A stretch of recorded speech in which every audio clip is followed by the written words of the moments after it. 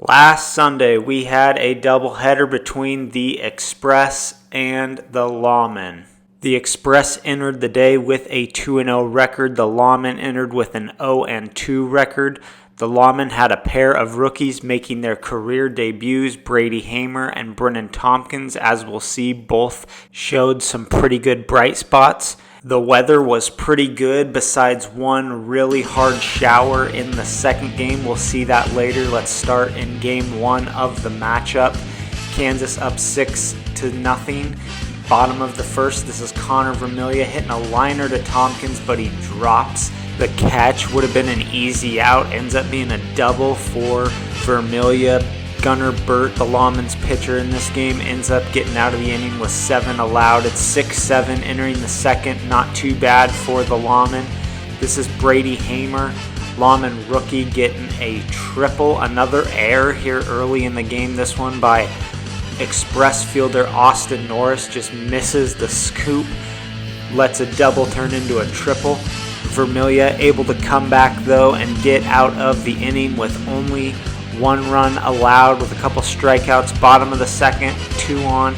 Burt's going to get the second out before any runs scored. He's in great position. But here's Connor Vermillion going to get a 2-run triple. Missouri back on top. We're skipping to the bottom of the third. Game is 11-11. No outs. Bases loaded. Danger territory for Burt and the Lawmen. This is Mateo Vajansky with a big grand slam. And then later, with 2 on and only 1 out, Vajansky again is going to go deep, and that makes it 18-11, so a little bit of separation. But Kansas is hanging around, 2 on, 1 out in the top of the fourth. This is Brennan Tompkins. His first career hit is a home run. He's the 4th rookie this season to do that. So now the Lawmen threatening again, but Connor Vermillion gets a couple of clutch strikeouts to get out of the inning and maintain the lead. Bottom of the fourth now, and this is where the Express run away with it. This is Mateo Vajansky hitting a little floater in the center, bloop right between the 2 defenders. 22-14, runners on second, third, nobody out. Connor Vermillion rips one, and that puts the Express up by double digits with still no outs. Later there's 1 out, but bases loaded. Mateo Vajansky going deep down the right field line for a double. Again, later in the inning, still only 1 out and bases loaded. Connor Vermillion clears them with a triple, and that's effectively the end of this game. There was more to it, but not a whole lot more to show. 40-18 is the final score. On the Lawmen side, look, they're a young team. All 3 of those guys playing in the games were rookies. Hamer and Tompkins were making their rookie debuts. Hamer had a nice game, 3 of 7, a double, a triple, 6 RBIs. Tompkins only had 1 hit, but it was the home run. Both of those guys can be very proud of their first performance in the JAL. And the Lawmen, they competed for the first 3 innings. Of course, it got really away from them there in the 4th inning, but it was a good game for 3 innings, which for this franchise right now, that is a positive. On the Express side, Vermillion, another huge game, 8 hits, a homer, 19 RBIs. Vajansky, 4 of 5, 2 homers, 15 RBIs. Both those guys are having incredible seasons so far. And then defensively, Vermillion continues to just be solid, not great, but solid pitching-wise. And he and Norris, pretty decent in the field. All right, let's go to game 2 of the doubleheader. And in this one, Brennan Tompkins is going to decide he wants to try to pitch for the Lawmen. And why not? This is a rebuilding franchise with a lot of new players that they're trying to experiment with. Early on, the Express do get on him. Here's Connor Vermillion getting another hit. And the Express would end up putting 10 runs, the max for the first inning, on the board with this homer from Mateo Vajansky. Bottom of the first, Vermillion had a good start to this one in the circle. He gets some help here from Norris on this play.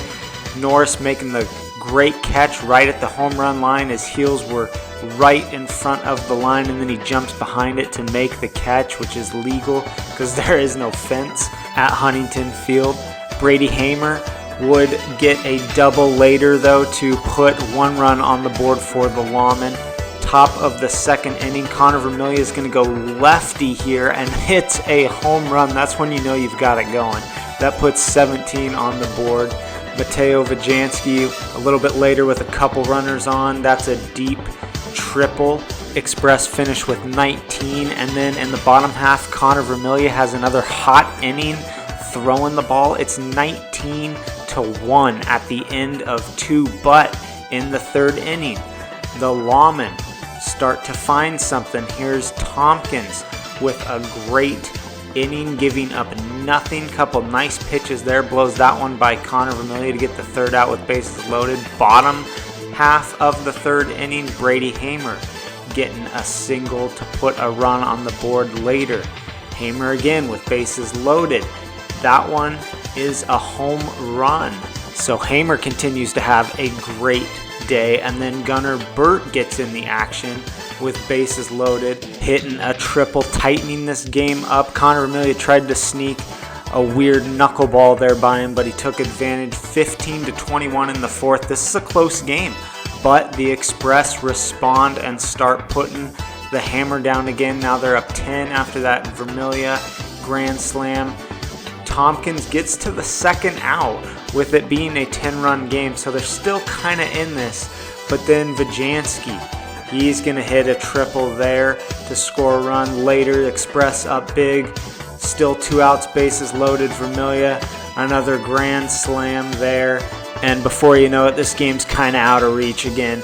And in the fourth and fifth inning, Mateo Vajansky came in to pitch, and he's got a kind of a nasty slider. Here he is again in the bottom of the fifth, throwing it, getting Hamer to swing outside, and then this last one getting Hamer to swing at a good pitch that hit the zone on the outside. So Vajansky actually has some pitching ability. He threw a garbage inning on their first game day as well and did pretty well on that. Maybe they ought to think about giving him some more legitimate innings in their next few games, because Connor, again, in this game he was solid, but 15 runs in 3 innings, it's not great against the better teams that they're going to have to play the rest of the season. I don't know how well they're going to be able to compete with that kind of defense. They're going to have to really keep hitting the ball like they have been, which is tough to sustain.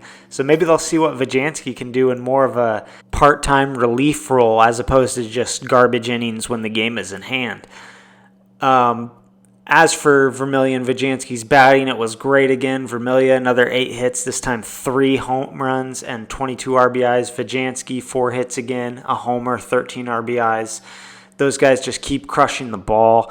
On the Lawmen side, they played hard. Hamer had a great game again, 4 hits, a home run, 7 RBIs. In the field, he had a fielding out and a stop. Tompkins, look, I know he got shelled and he gave up 42 runs, but it was his first pitching experiment. You got to tip your hat to him a little bit just for giving, the circle a try. And, he played hard. He did his best. And, as some of those pitches were actually all right. I actually think if he wanted to be a pitcher in the league and put some practice into it, he could be decent. Fielding-wise, all 3 guys played hard.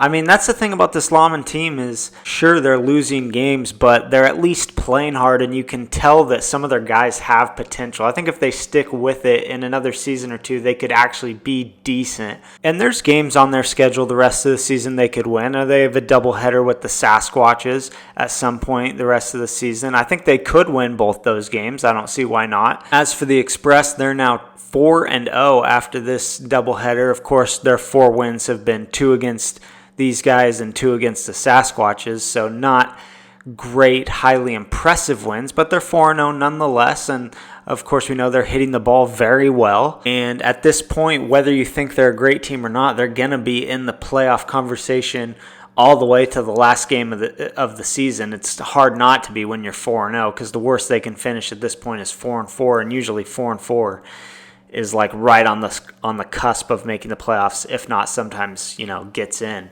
All right, well, that will do it for the highlights from this game day. Next up, Sunday, April 30th, a trio of games between the Waves, Rapids, and Bison.